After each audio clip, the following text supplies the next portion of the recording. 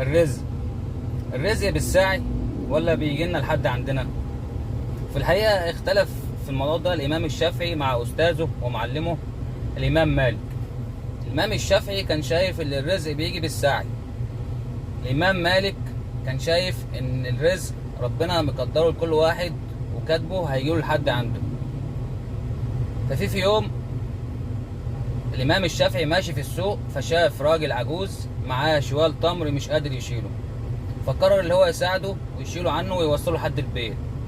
فبعد ما وصله الراجل العجوز اداله حفنة من التمر، فراح الإمام الشافعي بحفنة التمر اداها للإمام مالك عشان يثبت له إن لما كانش سعى وشال شوال التمر عن الراجل ما كانش ربنا رزقه بحفنة التمر دي.